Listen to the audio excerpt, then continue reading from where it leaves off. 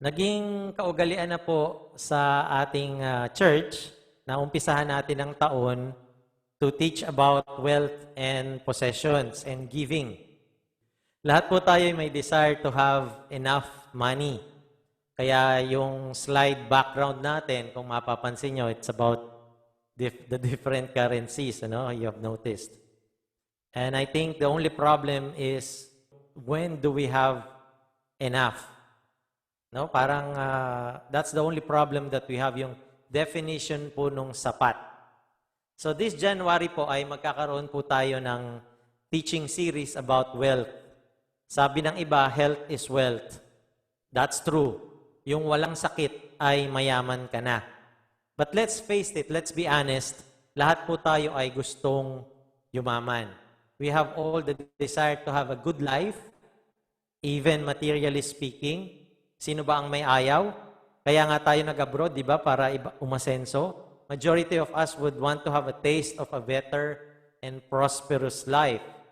Is it wrong? Is it okay to desire that? Ang greetings nga natin every December and January is, have a Merry Christmas and a what? Prosperous New Year. We all want to prosper in all aspects of life. Some spiritually, some emotionally, and many, I believe, is wishing for material and physical prosperity. Tama po ba iyon? The question I want to ask to ourselves is this: is it good to be wealthy? Ayan, tanungin niyo po, is it sa inyong mga sarili, is it good to be wealthy? Okay lang bang maghangad na yumaman, materially speaking? Are there rich people in the Bible? Yes. And what can we learn from them? And that's what we're going to study this month po ng January. What we'll do is we'll see lessons from people, sa mga tao po, both coming from the Old and New Testament. And seeing yung experiences ng mga taong ito about wealth, ay malalaman natin ang sagot sa katanungan natin ngayon. I will not answer directly with this question with yes or no. While we go through these people's lives, you can draw conclusions on where do you stand pagdating po sa pagmamanage at pagdedesire about wealth, about sa kayamanan. A lot of God's people, they make choices and decisions based on where will that decision take them materially, physically, financially speaking. Nawawala na yung decision, yung factor ng spiritual. Kino-consider po ba natin yon? So the first life that we are going to look at is, turn your Bibles po sa book of Genesis. So siguro may idea na kayo. And we will study the life of Abraham and Lot. The title of God's message today is, nakikita niyo po sa inyong screen right now, a lot of wealth. Yan, yung lot po is, ibig sabihin, si Lot po yan. So, a lot of wealth. So, kung natukuha niyo yung gist ng title, ay masusundan niyo po itong ating pag-uusapan. So, turn your Bibles to Genesis beginning at chapter 11. Amen. So, what we will do is, we will not read the whole Abraham and Lot's story. Si Abraham po at saka si Lot. Maraming sa inyo alam na ang storya nito. Ang reference ay starting from Genesis chapter 11 hanggang 19. Yan po ang storya. But in between those chapters ay merong mga, hindi yan sa buong storya ni Lot at saka ni Abraham. May mga sidelines sa storya ni Sarah, yung kay Ishmael, and so on. So, pero it's enclosed within 11 to 19 of Genesis, yung storya po ni Abraham tsaka ni Lot. So, we will just read few verses here and there, and allow me to fill yung mga gaps in between these verses. But I do advise, as always, na balikan niyo po yung story. So, let's start at chapter 11, where we will first encounter Abraham. So, bago siya naging Abraham, Abram muna siya, or Abram ang pangalan niya. And si Lot po, sino ba si Lot? Si Abraham, kilala nyo. Baka kilala nyo si Abraham, pero si Lot, kaunti lang ang nakakakilala. So I'll give you the context of the story to begin with para masundan po natin. In Genesis chapter 11 verse 31, ito po ang sinasabi ng scripture. Umalis si Tera sa bayan ng Ur, Caldea, kasama ang kanyang anak na si Abram, ang asawa nitong si Sarai at si Lot na anak ni Haran. Papunta sila sa Canaan, ngunit nang dumating sa Haran, doon na sila nanirahan. Doon namatay si Tera sa gulang na 205 taon. So God called Abram from Ur of the Chaldees. It's a very prosperous place. Makikita nyo dyan sa mapa kung nasa ng Ur of the Chaldeans. Ano po? It's the home of astrology, science, literature. Yung mga wise men na pinag-aralan natin dyan galing, they came from this place. The only problem is this this is a polytheistic nation. Ibig sabihin ng polytheistic, poly means marami, no? Polygon, maraming sides, no? So polytheistic, maraming Diyos ang lugar na ito. Marami po silang Diyos-Diyosan, marami silang dinodiyos. At alam po natin na ang ating Diyos na totoo at buhay ay ayaw niya ng kahati or karibal. For behold, I am a jealous God. Yan ang sinabi niya, no? Tayo ayaw natin ng may karibal, di ba? Or may kahati. Sino ba ang asawa dito ang may gusto ng may kahati? Pero bakit pag sa Diyos, okay lang na mayroong kahati, pero tayo ayaw natin ng may kahati? No? So, umpisa pa lang, pastor, sermon na kagad. So, they left from Ur, that place po na mayaman at maunlad, pero maraming ang Diyos-Diyosan dito. So, sino-sino ang umalis sa Ur? Si Tera, sa anak niyang si Abraham, or Abram, yung asawa po ni Abram, si Sarai, at yung pamangkin niyang si Lot. Pamangkin po ni Abram, si Lot. And it says here, Lot is the son of Haran. Anak siya ni Haran. Sino si Haran? Kapatid po siya ni Abram. Kaya lang namatay po si Haran, kaya si Abram na ang nag-alaga po kay Lot. May isa pang kapatid si Abraham, si Nahor, pag binasa niyo yung Genesis chapter 11, pero di siya kasamang umalis sa Ur. Medyo nag-stop over po sila sa Haran. Makikita nyo dyan, ano? Papunta sila sa Canaan. Pero nung dumating po sila sa Haran, dyan na sila na muhay. But when Terah died, noon lang sila nagpatuloy sa kanila pong destination nila according to God. Saan ba sila dapat pumunta? Sa Canaan. Let me just add here that don't wait till someone dies bago kayo sumunod sa Lord. And just for a side comment. Saan ang present day Ur? So tingnan nyo sa kanan ng yung screen. No? Ang present day Ur po ay yan ay sa Iraq. Saan ang present day Haran? Yan po ang tinatawag nating Syria ngayon. Then ang Canaan is the ancient name of Israel. Nasusundan po ba? No? So tingnan nyo na lang dyan sa mga mapa niyan. Then what happened next? So punta tayo sa next chapter. Sa chapter 12 verse 4, ano ang nangyari? Sumunod nga si Abraham sa utos ni Yahweh, nilisan niya ang Haran noong siya'y 75 taon. Sumama sa kanya si Lot. Isinama ni Abram ang kanyang asawang si Sarai at si Lot na pamangkin niya. Dinala niyang lahat ang kanyang mga alipin at mga kayamanang naipon nila sa Haran. Pagkatapos nito ay nagtungo sila sa Canaan. So, anong na pang nangyari mga kapatid? Si Terah po, when Abram was 75 years old, sabi diyan, take note of Abram's age. Ano po? It will be useful sa ating study. Kasama pa rin niya si Lot. Kasama pa ba niya nung umalis siya sa Haran? So, hindi naiwan si Lot sa Haran. Ano? Although may choice siya sa Syria, he could have stayed there but he decided to still go with his uncle. It's a wise choice, no? O ayan, kita nyo. Kita nyo dyan, pamangkin ni Abraham si Lot, no? Lot na pamangkin niya. Amen? So, sumama pa rin din yung asawa niya. Siyempre, sasama yung asawa niya. Yes. So, now look at this. They traveled with all their wealth, including their servants, pati mga alipin. The Bible says they were able to save a lot of money. Saan? Sa Haran, sa Syria. So, in a way, umunlad sila doon. But still, it is not the best place for them to be. For God told Abram, saan sila dapat pumunta? Sa Canaan. What could be good in our understanding and observation may still not be the best of what God has in store for us. Ulitin ko yung mainam at maayos sa ating own na pagkaunawa at pag-observe. Sa tingin natin, it may be good, whatever is that situation or place, but still, listen, it still may not be the best for what God has in store for you and for me. So, anong ginawa ni Abraham? Naniwala siya na hindi pa ito yung the best. Hindi siya nagsettle sa Haran at si Lot. At sumama si Lot at ang kanyang asawa. So, off they go. So, they continued their journey to Canaan.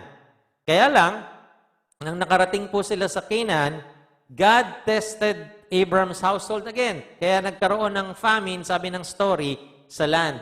Makikita niyo dyan pag binasa niyo. So, what did Abraham do? Hindi na natin pinakita dito, no? Pero pag binasa niyo yung buong chapter na sinabi ko sa inyo, makikita niyo na si Abraham, gumawa siya ng sarili niyang hakbang para po makaiwas sa famine. Naghanap siya ng pagkain. Siyempre, magugutom sila. So, saan may pagkain during that time? Sa Egypt.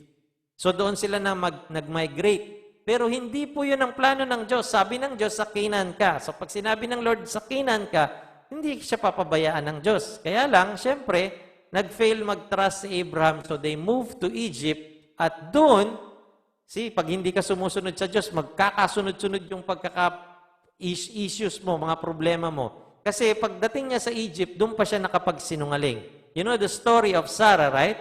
Sabi diyan, nakasama niya si Sarah sa Egypt. Sabi ng story, pag binasa niya yan, napakaganda ni Sarah, yung asawa ni Abraham. Sarai pa ang pangalan niya doon. No, parang yung asawa ko, napakaganda. Amen. Praise the Lord. Hallelujah. Palakpakan natin ang Panginoon. No? For sure, sabi ng paraon, kumbaga naiisip na niya na magugustuhan ni paraon itong si Sarah. So sabi niya, huwag mong sabihin na asawa kita, nagsinungaling siya. You are my sister. Sabihin mo na kapatid kita. Baka patayin nila ako pag sinabi mo na asawa mo ako. And sure enough, sa pagsisinungaling po ni Abraham, it worked for him. Pero it didn't work for him and the Lord. No, siyempre, nagkasala siya sa Lord. So for in verse 16 and 20, ito pong sabi, it worked for him. Kasi sabi dito, dahil sa kanya, mabuti ang naging pagtanggap ng paraon kay Abraham. No, kasi siyempre, nagpapalakas kapatid no? Binigyan niya ito ng mga tupa, kambing, baka, asno, kamelyo, at mga alipin. So nanuyo itong si Pero kay Abraham. And guess what? Nagregalo ito sa kanya. Sheep pa more, goats pa more, cows pa more, and then Mercedes, Benz, and Bentley of the day pa more ang binigay sa kanya. Kasi yung camels nung panahon na yun, it is very, very expensive. And more servants.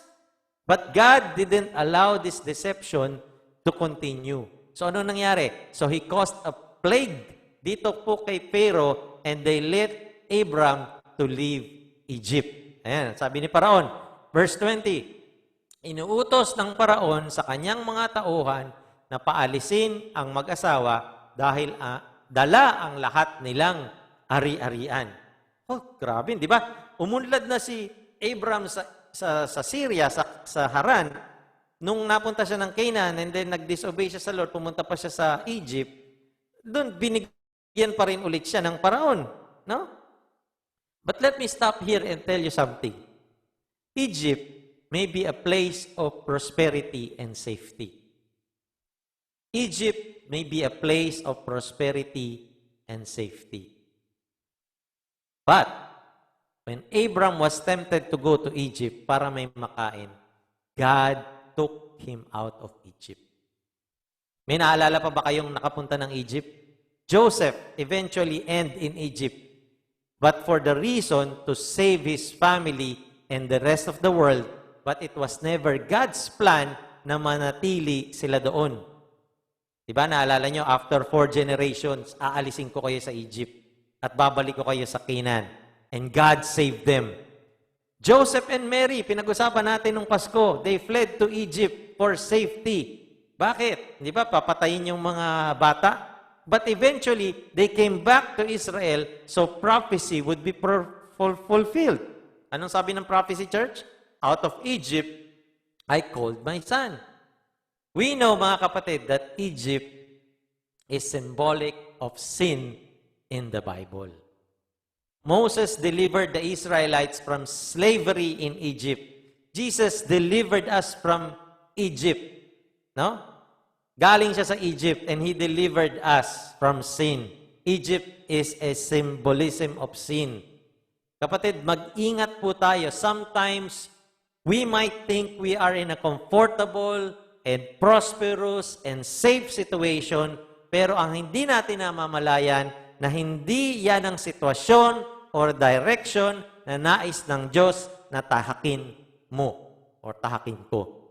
And so God, what did He do? He took out Abraham's household sa Egypt back to the promised land with more wealth. Amen? Nakukuha niyo po ba?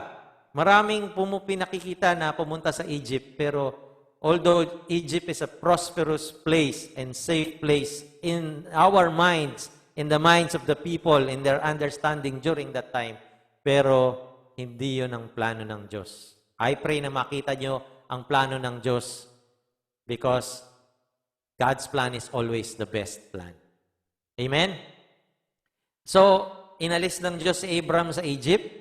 And so, let's pick up the story in Genesis chapter 13. And we begin with this thought dito sa mga life's principle na makukuha po natin regarding wealth. And this is the first thought I would like you to see. Wealth is health. Teka lang, Pastor. Parang baliktad Health is wealth dapat.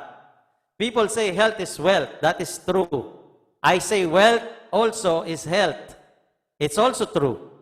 Wealth, just like health, is also important. The Bible say, what do I mean by this? The Bible say that money is bad. Or money is evil. Ang sinasabi ng Bible, money, the love of money is the root of evil. The love of it, hindi yung money lang, yung pagmamahal sa pera. So I believe it's God's will for us to be healthy, at the same time, wealthy din. Just like Abram and Lot. So basahin po natin ang Genesis 13 verse 1 to 4. Tingnan niyo po mabuti. Mula sa Ehipto, si Abram ay naglakbay na pahilaga patungong Negev. Kasama ang kanyang asawa at ang pamangkin niyang si Lot, dala ang kanyang ari-arian. Tingnan niyo mabuti sa verse 2. Mayaman na noon si Abram.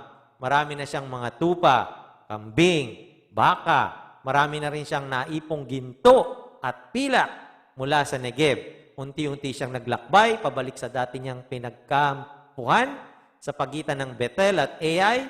Pumunta siya sa dating pinagtayuan niya ng altar at doon sumamba kay Yahweh. So sabi ko sa inyo kanina, nakarating na siya ng Canaan, kaya lang nagka-famine, kaya siya pumunta ng Egypt. And then, binalik siya ng Lord sa Canaan. So ganyan na nangyari. So binilik ng Lord sa Canaan from Egypt with more wealth pa. Herds, precious metals, gold and silver. No, hindi lang si Abram, pati na rin si Lot, yumaman na din. Kasi anong sabi ng Bible, makikita niyo mamaya, yumaman na din si Lot. Sabi ng Bible, marami na din siyang kabuhayan. Verse 5, sabi dito, si Lot, nakasama ni Abram, ay marami na ring tupa, kambing at baka. Meron na rin siyang sariling pamilya at mga tauhan. So I think being rich is fine. Ito, mayaman sila, And desiring to be rich is fine. Siyempre, blessing ng Lord kaya sila umasenso. But I can't help but think na magaling din sila sa business. They know how to take care yung mga alaga nila, kaya dumadami ito. Meron din silang mga kalaban sa negosyo. May mga wolves din nun, ano ba yung mga kumakain sa mga alaga nila. No? So alam nilang ingatan yan. Maraming mababangis na hayop. Diba? Alam natin si David, pumapatay ng leon, ng bear, na kumakain ng kanyang alaga. For sure, may mga traders din na matatalino at nakikipag-negotiate sila, nakikipag-bargain sila para ibenta yung kanilang mga goods, di ba? Their herds. So Abraham know how to manage his source of living well. No, marunong siyang mag-manage ng kanya, kaya siya yumaman. And to do that, dapat may desire ka din para lumago yung business mo at meron kang discipline on such sa iyong finances. Hindi ka waldas. Meron kang disiplina. Because that's God's plan for all of us. With skills, proper skills, yung learning, you learn and improve your craft, coupled with obedience with the Lord, yan ang secret ng blessing. Amen po ba? So, sipagan, mag-aral, mag-share, kasi hindi naman niya sinolo, di ba? Binigyan niya din si Lot. Saan ba makukuha si Lot nung kay bubuhay niya? Pamangkin niya lang, di ba? Namatay yung tatay. So, obviously, binigyan niya si Lot. I'm sure kaya nga umasenso din si Lot. Amen? At ang pinakamahalaga po, we worship and thank God for His blessing. Huwag niyong kakalimutan yan. Ano yung sabi sa verse 4? Pumunta siya sa dating pinagtayuan niya ng altar. Hindi siya nakalimot sa Diyos. At doon sumamba kay Yahweh. Madalas nakakalimutan natin yan in everything, especially if everything is smooth. Parang wala ka ng utang, okay na, maayos na yung buhay mo. Wala ka ng utang pero nawala na rin yung pagsamba mo. Notice, he went to the place where the altar is. So nothing wrong in being wealthy, I believe, but don't forget the Lord. Did you know that the prosperity chapter where most prosperity preachers preach? Alam niyo ba yung prosperity chapter?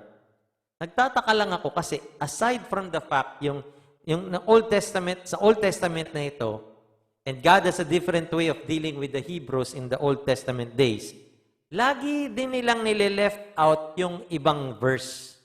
What do I mean? I sincerely believe that God wants to bless His people even today, in all aspects. There's nothing wrong in material prosperity, but there are points to consider and warnings to consider. So take, for example, what God has said to the Israelites in the time of Moses. No, minsan nagtatakot tayong magsabi about prosperity, pero just because there are prosperity preachers. Pero I do believe that God wants still to bless you and me. Amen? And the same principle applies. Basahin po natin tong, makikita niyo, this is the prosperity chapter, Deuteronomy 28. Alam niyo, ang Deuteronomy 28, yung blessing verses dyan po, ay makikita niyo from verse 1 to 14. So, 14 verses lang yung about the blessing. So, kumuha lang ako ng ilan, or isa lang actually, but if you read 1 to 14, makikita niyo yung blessing when there is obedience. No? Most prosperity preachers will motivate their listeners by exhorting on Deuteronomy 28, verses 1 to 14. And these are the verses of blessings for the people of Israel. It's no longer applicable to us, but the same principle applies that with obedience comes blessings po. Pero hindi parati. God will sometimes at the start of your obedience pa lang ay susubukan ka na niya to make you more obedient.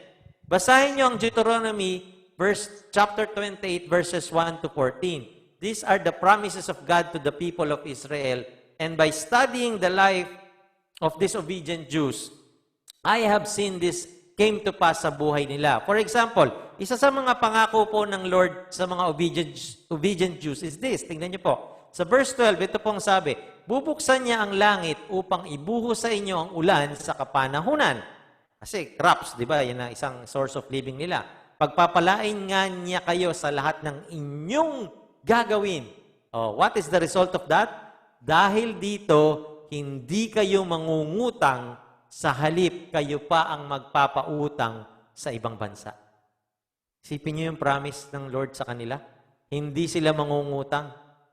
Nakita ko sa ABS-CBN, lagi yung negative yung pinopost ang utang na raw natin is trillions of something peso. Nakalimutan ko yung exact amount pero lumalago daw.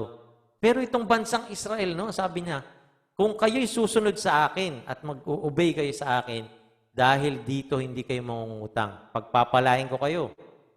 No? Kayo pa ang magpapautang sa ibang bansa. What a promise. But listen, wealth is good, but never ever forget to obey the Lord. Paki-mute po ang inyong mga phones. But never ever forget to obey the Lord because it's true. No? It's true po. With obedience comes blessing.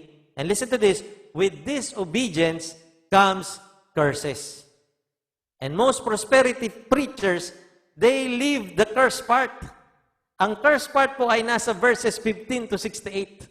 Tingnan niyo mabuti. Yung blessing verses, 14 verses lang. Yung curse verses, alam niyo ko ilan? 54 verses.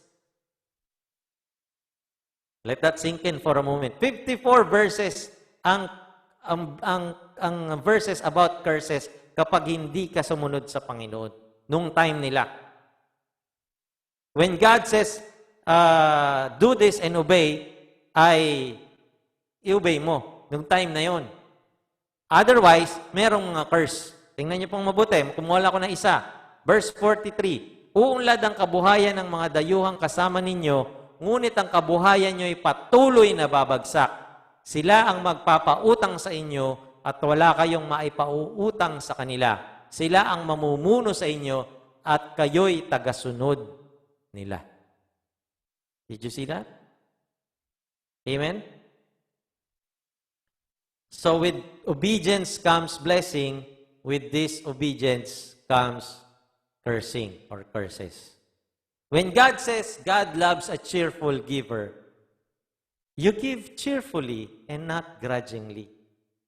This year, ang asawa ko po at ako we agreed to give more than the prescribed percentage.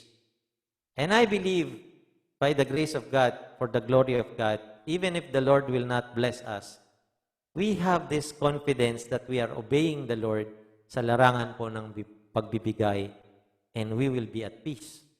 Yun eh. Kahit hindi mo matamasa yung blessing, meron kang kapayapaan kasi alam mo, nakakasunod ka sa sinasabi ng Panginoon sa larangan ng pagbibigay.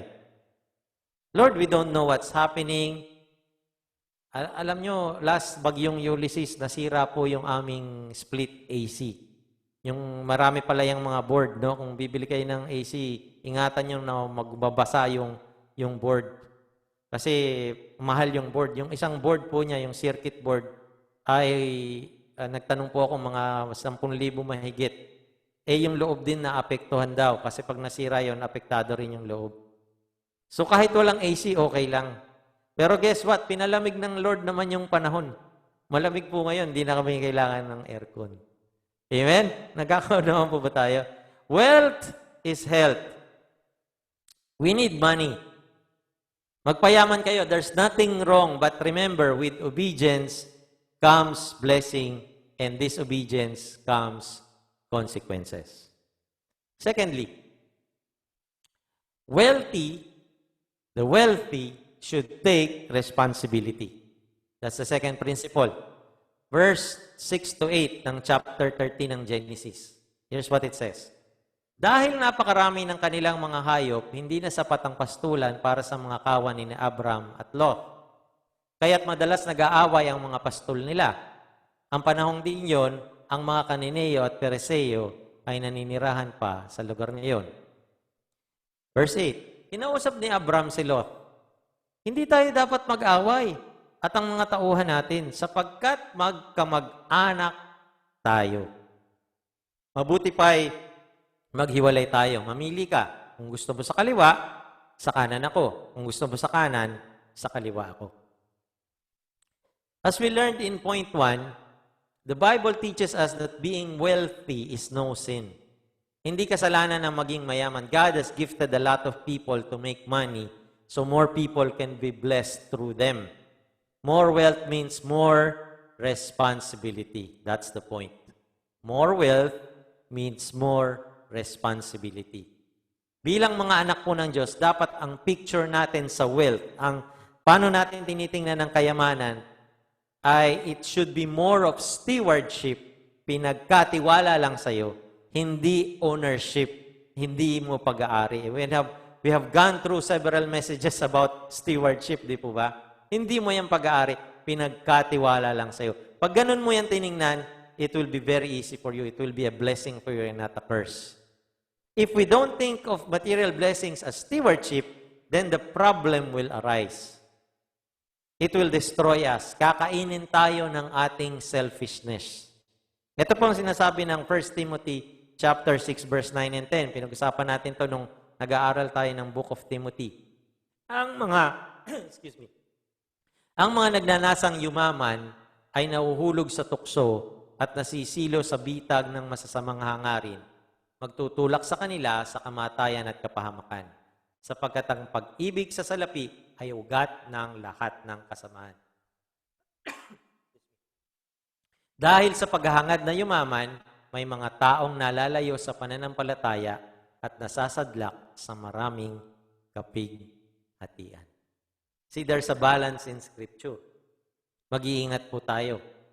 Dahil sa paghahangad na yumaman, may mga taong nalalayo sa pananampalataya at nasasadlak sa maraming kapighatian. Again, it's not money, but the love of money. Pastor, define love of money. Well, nagmahal na ba kayo? Nagmahal na ba kayo? Meron ba kayong mahal o iniibig ngayon? Yung mahal mo, pag di mo nakikita, bad trip ka, di ba? Pag kulang ang time sa'yo, masaya ka ba? Pag napunta sa iba yung mahal mo, nawawala ka, nawawala sa'yo, nagagalit ka ba? Kasi mahal mo, di ba? Apektado ka. Baka kaya hindi tayo bine-bless ni Lord, kasi doon pa lang sa maliit na pinagkatiwala sa atin, hindi na natin maibigay at nagagalit tayo kapag ang message is about giving. Amen? Maaring pag binigyan ka ni Lord ng mas malaki, ay ikapapahamak pa natin because we are not responsible enough. It's not the issue of size, it's the issue of the heart. Diba? Nasa puso yan eh. Hindi naman sa sukat yan eh, nasa puso. Hindi naman doon sa size, hindi naman sa amount. Amen? Kasi maliit pa lang, di ka mapagkatiwalaan. Paano pa pag malaki? It's not a question of the amount, it's the question of the heart.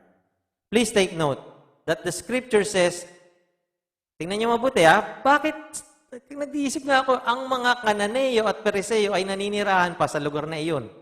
Bakit parang out of way yung text na yun? Bakit sinama doon? Naisip niyo ba? The scripture says, the Canaanites and the Perizzites were also there, and Abraham have no issue with them. Pati si Lot, wala namang issue sa kanila. Sino ang may issue? Yung magtito. Yung magtito ang may issue. Anong tinuturo po sa atin ito? We always have issues within the family. Very seldom ang issue natin sa ating mga neighbors. Mas madalas may issue tayo sa mga kapatid kasi magkapamilya tayo. You remember that. No, magkakapamilya may issues. But Christians, listen to me, also have a responsibility na mamuhay tayo, na makita tayo ng unbelieving world, ang ating kaaya-ayang buhay. Ang masakit, tayo pa mismo ang nakikitaan ng may issue tayo sa pera, specifically. Mga Christians pa naman yan, no? I can imagine pag nag-uusap sila, kami nauna dito, doon kayo sa kabila. Bakit kami alis? Bigay lang naman sa inyong inalagaan nyo, Wala naman kayong sariling tupa nyo. Bigay lang naman ni amo yan, Kapal ng mukha nyo. Pare-parehas lang tayong alila dito, etc., etc. Nadidinig niyo yung usapan nila? Ang masakit, yung Canaanites and Perizzites na nandun din nakasama nilang nagsusuga, ay nakikinig sa kanilang pagtatalo. Siguro nasasabi nila sa kanilang loob, yan ba yung mga anak ng tinatawag nilang si Yahweh? Think about that. Dapat sana, ito, bigyan namin kayo ng magandang barako. Ito, maganda itong lahi na ito, no? Magandang maglahi ito, hindi sakitin yung mga anak nito pag itong ginamit yung magpalahi dun sa inyong mga sheep. May sobrang tubig dito, para hindi na kayo mag-igib sa balon. Did you get the point? They should have learned with Abraham. Ano sabi sa verse 8? Kinausap ni Abraham si Lot, hindi tayo dapat mag-away at ang mga tauhan natin kasi magkakamag-anak tayo. Hindi ba nakakalungkot kung sino pa yung magkamag-anak yan na nag-aaway? Magkamag-anak physically, sa kamag-anakan natin spiritually, tayo pa mismo sinong natutuwa? Yung mga unbeliever. Hallelujah. Praise the Lord. Naunawaan po ba? Nasusundan? Well, anong kasunod? Tingnan natin. Let's move on. So, let's read verse 6 to 8 ng 13. Kinausap ni Abraham si Lot, kanya, huwag tayong mag-away. Sige, kung pipiliin mo yung kaliwa, sa kanan ako. Kung pipiliin mo yung kanan, sa kaliwa ako. Alam niyo mga kapatid, si Abraham ang may karapatan. Because he is the elderly, number one. And besides, sinama niya lang si Lot. Pero bakit pinapili niya si Lot? Pwede naman niyang sabihin, o sige, doon ako ha. Dito ako, doon ka. Ako nauna dito at ako nakakatanda. Igalang mo ko, tito mo ko. Pero pinauna niya ang kapatid si Lot. Because Lot is a family. Kapamilya si Lot. Alam niyo sabi ng Bible Church? Psalm 133 verse 1. Behold how good and how pleasant it is for brethren. Anong brethren? Ano ibig sabihin ng brethren? Magkakapatid. It is pleasant and it is good if brethren dwell together in what church? In unity. With exclamation point. But I think the reference verse is Psalm 133 negative 1, hindi verse 1. Alam niyo sabi ng Psalm 133 negative 1, ito po, behold how bad and how unpleasant it is for you RCY to dwell together in this unity. Yako galit ha, nagpapaliwanag lang. Siguro mas naunawaan niyo, no? Hallelujah. Nagpauna po si Abraham. Nagpauna siya. Pinauna niya si Lot. Because he fully trusted his God. Hindi niya inangkin yung best because he knows the best will only come from the Lord. Abraham knew in advance what Romans 13 verse 9 says. Ito pong sabi ng Romans 13 verse 9. For the commandments, you shall not commit adultery, you shall not murder, you shall not steal, you shall not bear false witness, you shall not covet. And if there is any other commandment, are all summed up in this saying, namely, you shall love your neighbor as yourself. Verse 10, love does no harm to a neighbor, therefore love is the fulfillment of the law. Alam niyo yung background po niyan? Ang law po ay dalawa, nahati sa dalawa. Yung 10 commandments. Yung first part ng commandment is the love of God. Ang second part ng commandment is the love of neighbor. If you love your neighbor, you don't commit adultery, di ba? If you love your neighbor, you don't kill him. If you love your neighbor, you don't steal from him. If you love your neighbor, tama yung witness mo sa kanya, hindi ka nagpo-falsify ng mga katotohanan. No, hindi ka nagsasabi ng chismis o kamalian patungkol sa neighbor mo. Hindi mo kino-covet, hindi ka ano ba yung covetousness, alam niyo 'yan, no? Yung pag-aari niya, parang nahangkin mo ganun. Love your neighbor as yourself. That's the summary of the second part of the commandment. 'Yon ang alam at ginawa ni Abraham. Nagkakaunawan po tayo. Our love for God is manifested in our love for our neighbors. Pag yumaman ka na, ask the Lord, Lord, how do I manage this wealth para maka-attract pa kami ng maraming unbelievers? Or Lord, please change my heart so I can open my hands to love other people through this blessing na binigay mo sa amin. And watch what happens in your life if that is the kind of prayer na pinapanalangin mo sa Panginoon. We can't help all the people. You start with one. Start with one Canaanite and one Perizzite. Nagkakaunawan po ba tayo? Amen? With wealth comes responsibility.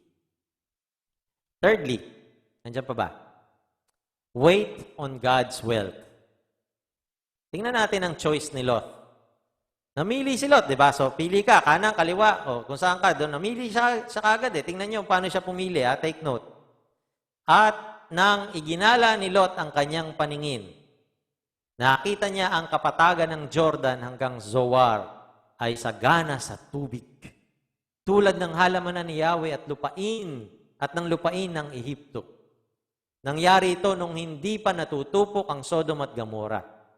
Kaya pinili niya ang dakong silangan at kapatagan ng Jordan at naghiwalay nga sila ni Abraham. Verse 12, nanatili si Abraham sa Canaan, samantala, si Lot ay nanirahan naman sa mga lungsod sa kapatagan na malapit sa Sodoma Napakasama ng mga tao sa lungsod ng Sodoma, namumuhay sila ng laban kay Yahweh. What made Lot na humiwalay sa channel of blessing? Ever since nakita niya ang pagpapala ng Panginoon ay pinapadaloy niya sa kanyang tiyuhin. Church, sometimes we see what we see may be good, but it may not be the best, or perhaps it can bring even you harm. It can bring us harm and trouble. But that's the problem. Si Satanas, yung kaaway natin, he is very good in hiding yung sima. Pinapakita niya lang sa iyo yung mabuti, yung maganda. Pero hindi niya pinapakita yung hook na nakatago. We know kung anong nangyari po sa Sodom, napakasama ng tao doon. Ngayon ang sabi ng Bible Church, no, namumuhay sila ng laban kay Yahweh. That's the description of the Bible sa mga taga Sodom and Gomorrah. No, we know na kung anong nangyari sa Sodom kasi napakasama po nila. If Lot didn't know, I don't know, I have no idea kung alam niya yon, but perhaps he knew kasi sabi ng Bible, marami na ang nagsusumbong sa Lord sa kasamaan ng Sodom. But all he saw, ang nakita niya ay nabulag siya doon sa plain, sa kapatagan, kasi mahirap magsuga sa hills. He saw the water and the grass, maberde, maganda para sa kanyang livelihood. Maganda para sa kanyang business. And only what is good for his business and livelihood is where he based his decisions kung saan siya magsesettle. Let me ask you a question. Sa mga desisyon niyo po sa buhay, kasama ba si God sa picture? Kasama ba ang spirituality mo, ang spirituality ng pamilya mo? Or is it only the package ng work or ng offer ang tinitingnan mo? Yung nice place, malamig. My family will my family grow spiritually sa lugar na iyon? Kasama ba yon sa question mo kapag nagde-decide ka? Sa question ni Lot, palagay ko hindi kasama. Ang sinama lang niya ay yung what is good for his business. The moment Lot saw na, okay to, para sa aking business, ang place na ito, dyan na kami. And he didn't wait on God. Sometimes, Satan blinds us. Little did we know na trap pala ito. And that's how he operates ever since. Alam niyo po ba yan? Hindi po siya nagbabago ng strategy. Yan po ang way ni Satanas parate. Naalala niyo sa Genesis, the fall of man? Paano natukso si Eva? Tingnan niyo pong mabuti. Ang punong kahoy, verse 6, Genesis 3:6. Tandaan niyo po itong verse na ito. Ang punong kahoy ay napakaganda sa paningin ng babae at sa palagay niya ay masarap ang bunga nito. Tingnan niyo, naka-underline yan, tatlo yan. Napakaganda sa paningin ng babae, number 1. At sa palagay niya ay masarap ang bunga nito, number 2. Naisip din niya, nakahanga-hanga ang maging marunong, number 3. Di ba yun ang sabi ni Satanas? Tatalino ka. Magiging para kang Diyos. Kaya tanong nangyari? Pumitas siya ng bunga at kumain ito. Remember Eve? That's how she was tempted. And that's how he still operates. And that is the world that we are living in. Tingnan niyo po mabuti, 1 John 2:16. Tingnan niyo po, for all that is in the world, tingnan niyo ha, the lust of the flesh. Palagay niya ay masarap ang bunga nito, masarap to. Desirable, lust of the flesh. Masarap, pagbawal. The lust of the eyes, napakaganda sa paningin ng babae. And the pride of life, kahanga-hanga ang maging marunong. You know this? The lust of the flesh, the lust of the eyes, and the pride of life, it is not of the Father, it is of the world. Kaya nga po, ang counsel ng Lord sa atin is totally against the counsel of this world. Anong counsel ng Panginoon sa atin? 2 Corinthians 5:7, for we walk by faith and not by sight. Paano tayo naglalakad? Paano tayo sumusunod sa Diyos? By faith and not by sight. Si Lot, kitang-kita natin, he operated by sight. Maganda yung plain, Plain siya, walang hills, maberde, maraming tubig. And he made the decision. Without even considering yung kanyang at ang kanyang spiritualidad ng kanyang pamilya. Amen po ba? Hallelujah. Si Abraham, tingnan natin yung choice niya. Obviously, ang ganda ng choice ni Abraham. Naghintay siya sa Diyos. Pagkaalis ni Lot, sinabi ni Yahweh kay Abraham, nangusap ang Diyos sa kanya. Tumunaw ka sa palibot mo, ang buong lupain na tatanaw mo ay ibibigay ko sa iyo. At sa magiging lahi mo, magpakailanman. Verse 16, ang inyong mga salinlahi ay gagawin kong sindami ng alikabok sa lupa na di kayang bilangin inuman. Libutin mo na ang buong lupain. Tingnan nyo libutin mo na ang buong lupain. Ang lahat ng yan ay ibibigay ko sa iyo. Lumipat si Abraham sa Hebron at doon tumira sa tabi ng malalaking puno sa Mamre. Nagtayo siya roon ng altar para kay Yahweh. Church, while Abraham waited until God spoke, kala ni Lot, ang napili niya, yun the blessed na. Pero anong sabi ng verse 17? Libutin mo na ang buong lupain, ang lahat ng iyan ay ibibigay ko sa iyo. All of Canaan was given to Abraham. And again, he never forgets to praise God. Nagtayo siya roon ng altar para kay Yahweh. Kapatid, can I give you a piece of advice according to the Word of God sa napag-aaralan natin? Never decide out of excitement and lowliness. Never let your emotions cloud your decisions. Always wait on the Lord. Pastor, how to wait on the Lord? Well, it's a whole sermon by itself. I would suggest i-review nyo yung sermon natin. Punta kayo sa ating channel and then don't forget to subscribe. Meron tayo doon waiting upon the Lord na sermon. Huwag tayong magpadalos-dalos. Sabi ko, Lord, ayoko na alam niyo po, nung post-COVID experience ko, ang hirap. Parang gustong-gusto ko na talagang umuwi. Parang hindi ko na kaya.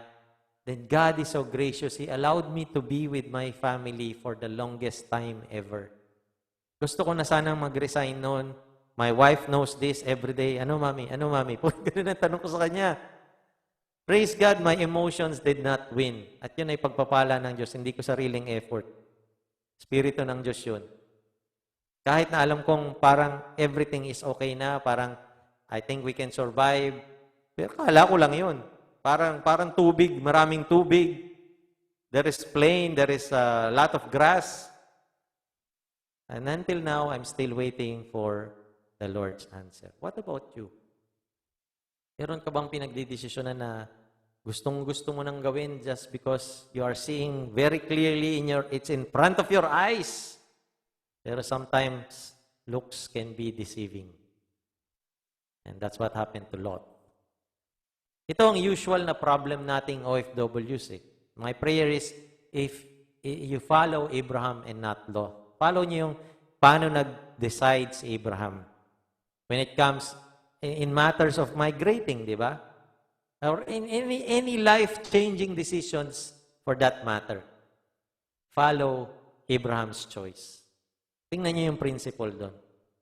Why follow Abraham's choice? Because God's blessing has no added trouble sa bless niya sa'yo. Pag binless ka niya, walang trouble na kasama yun. Alam niyo ba yun ang sabi ng Bible? Proverbs 10:22, the blessing of the Lord makes one rich, and He adds no sorrow with it. Walang kaakibat yan na sorrow. Sabi ng isang commentator, ito ang ibig sabihin ng the blessing of the Lord makes one rich. Riches are not gotten merely by wisdom or diligence, but also and especially by God's favor and blessing. Kaya ka mayaman, kaya ka pinagpapala, dahil yan sa Diyos. Favor yan at blessing ng Diyos. And sabi ng verse ng Proverbs, and He adds no sorrow with it. And what's the meaning of this? One commentator said, namely, with that blessing which gives riches, but adds content and comfort with them, which is a singular gift and blessing of God. Whereas the riches which wicked men gain are attended with the divine curse, with many discontent. Hindi ka kontento. Merong tormenting cares. Merong fears. May pag-alala. With horrors of conscience. Hindi matahimik ang konsensya mo. And with just dread of being called to an account by God and punished for the misemployment and abuse of them. End of quote. Nakita nyo? Ang blessing ng Lord, walang kasamang discontent, tormenting cares, fears, horrors of conscience. Takot ka na baka later on, paparusahan ka ng Diyos because you have done so and so, such and such, abuse. Hindi. Ang blessing ng Lord, walang kasama niyan. It is a singular gift and blessing of God. Merong contentment, merong comfort sa blessing ng Diyos. Pag yung blessing na natatamasa nyo ngayon, merong kasamang discontent, hindi galing sa Diyos yan, kapatid.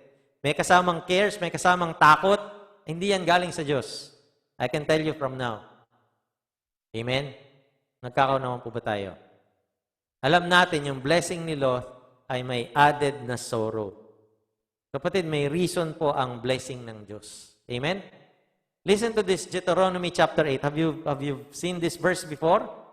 Huwag niyong kalilimutan si Yahweh na inyong Diyos. Sundin ninyo ang kanyang mga utos at mga tuntunin. Kung kayo'y namumuhay na ng sagana, nakatira na sa magandang bahay, at marami ng alagang hayop, at marami ng naipong pilak at ginto, huwag kayong magmamalaki. Huwag ninyong kakalimutan si Yahweh na nagpalaya sa inyo mula sa pagkaalipin sa bansang Ehipto. Ano sabi sa verse 17? Kaya huwag niyong iisipin na ang kayamanan ninyo'y bunga ng sariling lakas at kakayahan. Subalit, alalahanin ninyo si Yahweh na ang inyong Diyos ang nagbibigay sa inyo ng lakas upang yumaman kayo. Ginagawa niya ito bilang pagtupad niya sa kanyang pangako sa inyong mga ninuno. I still believe that this is operational today. Huwag nating kakalimutan na ang Diyos ang nagbibigay sa atin ng kapangyarihan at ng lakas para tayo'y magkaroon ng kayamanan. Marami po sa atin nakakalimot na sa Panginoon. The sheep follows the shepherd. Are you following Christ? The sheep hear my voice. My sheep hear my voice. I know them and they follow me. Maybe you have everything what you need right now. Everything is smooth. Huwag kayong magmalaki. Don't forget God. Don't ever forget. That's the reason why you have is dahilan ito sa Panginoon. Why you have what you have? It is because of God. He is the one giving you the power to get wealth. And that is the basis of Abraham, I believe. Let me just fill in some more gaps here. You know what happened to Lot, right? May mga kings na kaaway. No? Ano po nangyari kasunod? Doon sa Sodom and Gomorrah, mayroon pong lumusob na mga kings, nag-unite po sila. Hindi ko nasasabihin sa inyo kung sino-sino, basahin nyo na lang. And they decided to make war with Sodom and Gomorrah. Natalo sila and Lot was captured, including his family and his belongings. Sipin nyo, nangyari yun? Biglang nangyari yun. Just like that. Nakuha si Lot. Kundi dahil kay Abraham, lumaban dun sa mga nanakop sa kanila, hindi siya maliligtas. Lot must have forgotten to follow God. At bakit nga hindi? Kasi he chose a place and situation na nakaapekto sa kanyang relasyon sa Panginoon. He must have forgotten to give worship to the true God. Kasi na-impluensyahan siya ng kanyang environment. What about us today? Are we faithful sa mga bagay na nais ng Lord na gawin natin, especially sa larangan ng ating mga resources? Whether it's our time, our money, our talents. Some of you might say, Pastor, hindi na applicable ang tithes because sa law yan. Old school na yan, Pastor. We are no longer under the law, but under grace na po tayo. Well, let me continue the story. After na ma-defeat po ni Abraham ang mga kalaban nila Lot, all the goods na nakuha nila, guess what? Kung ano ang ginawa po ni Abraham. Ito pong sabi ng Genesis 14:18-20. Are you still with me? Tingnan niyo po. Dinalhan niya si Melchizedek, hari ng Salem, at pari ng kataas-taasang Diyos ng tinapay at alak, at binasbasan. Pagpalain ka nawa, Abram, na kataas-taasang Diyos na lumikha ng langit at lupa, purihin ang kataas-taasang Diyos, Lord Most High, na nagbigay sa iyo ng tagumpay. Yan ang sabi ni Melchizedek sa kanya. Alam niyong response ni Abraham? At binigay ni Abraham kay Melchizedek, tingnan niyo pong mabuti, church, 10 bahagi, the 10th, sabi sa English, 10 bahagi ng lahat ng kanyang nasamsam buhat sa labanan. Did you see that? Abraham is before the law. Bago pa po nagkaroon ng batas, mayroon na pong 10th, tithes. Kapatid, sa New Testament, yes, it is grace-giving. No longer it is called tithes. Because it is even beyond tithes sa New Testament. I challenge you to walk by faith and not by sight and see what happens. Kakaunawan po ba tayo? Now, let me end here. May tanong ako sa inyo. Sa palagay niyo ba, ligtas po ba si Lot o hindi? Siya ba'y ligtas? Siya ba'y nasa Panginoon ngayon? Though Lot have a saved soul, I believe he had a lost life. Let me say that again. Itong paniniwala ko po Though Lot have a saved soul, but he had a lost life here on earth. Let me tell you why. I believe Lot believed in God like Abraham. Na-share ni Abraham sa kanya ang faith niya. He followed his uncle's faith. At sabi ng Bible, it is accounted to Abraham as righteousness, yung by faith, no? Because of our faith, we are saved. And Lot is saved. I believe that. Nung nasave ni Abraham si Lot in the hands of mga conquerors ng Sodom and Gomorrah, and also nang i-destroy ni Lord ang Sodom and Gomorrah, he had an opportunity na bumalik sa Canaan. But Scripture says he didn't. Ano pong sabi sa verse Genesis 19 verse 1? Now the 2 angels came to Sodom in the evening, and Lot was sitting in the gate of Sodom.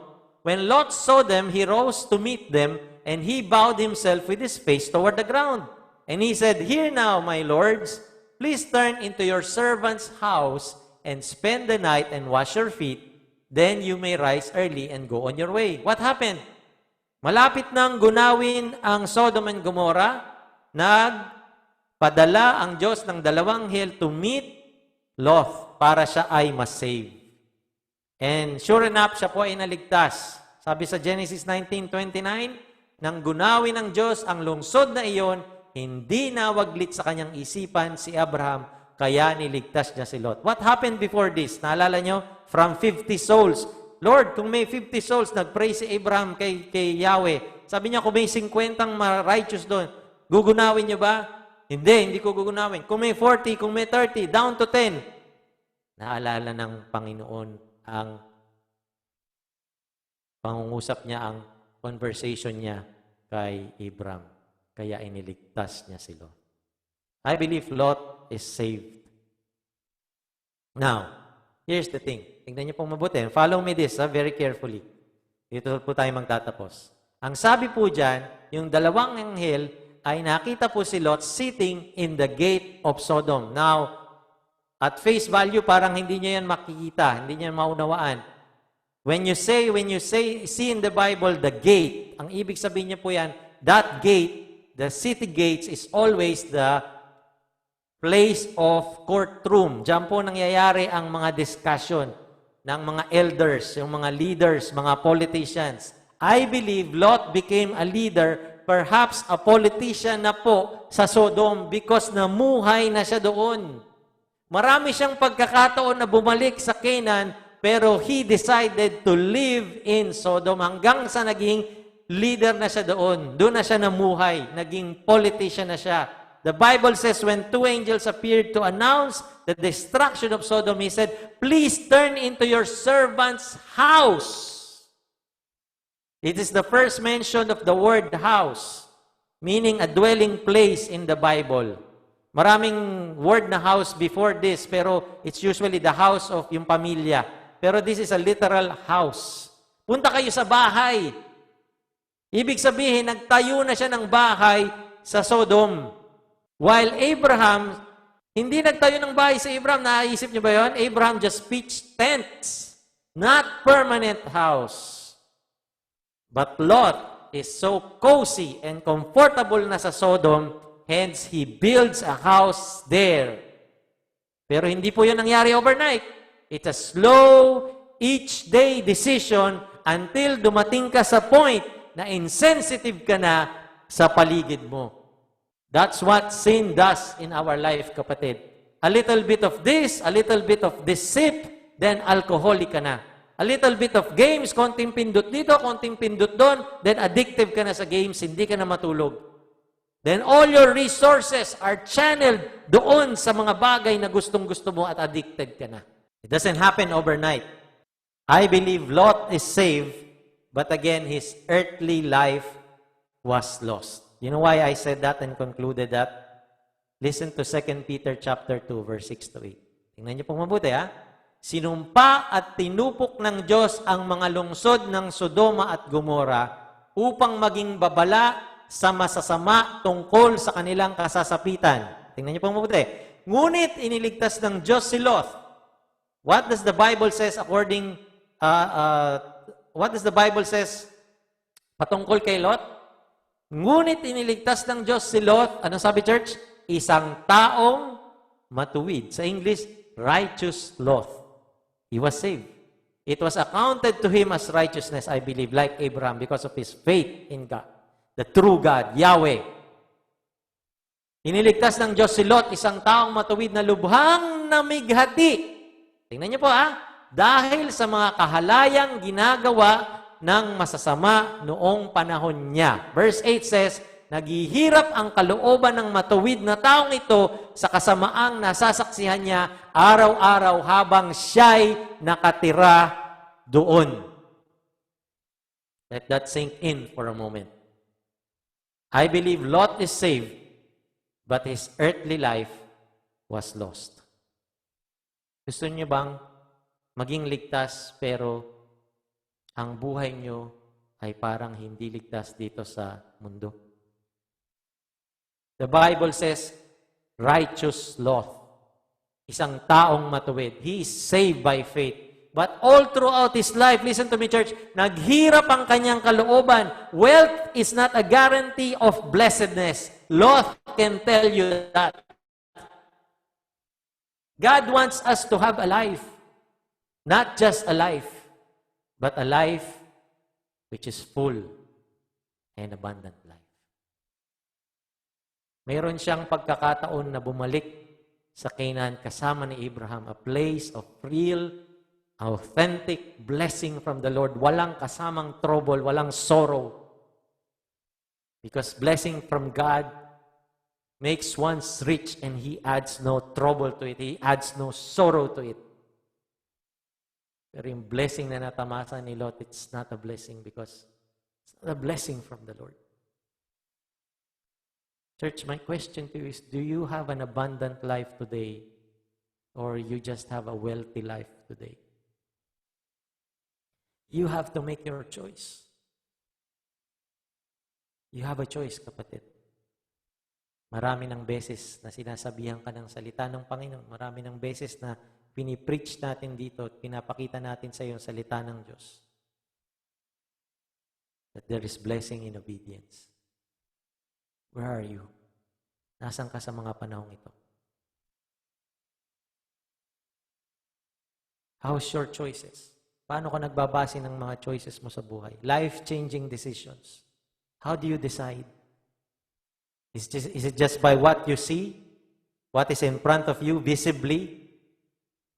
I challenge you to walk by faith and not by sight. Read God's word every day and let God speak to your heart. Let that be your basis of whatever you want to decide. Amen po ba? You can be saved, yes. But do you have a life na hindi lost dito sa mundo? That's my challenge to you this year. I hope you start this year right. Make the right choices. Choose God. Choose His word. There's nothing wrong to be wealthy. But with that wealth comes great responsibility. Amen? Magandang hapon, magandang gabi sa ating lahat. Let's pray.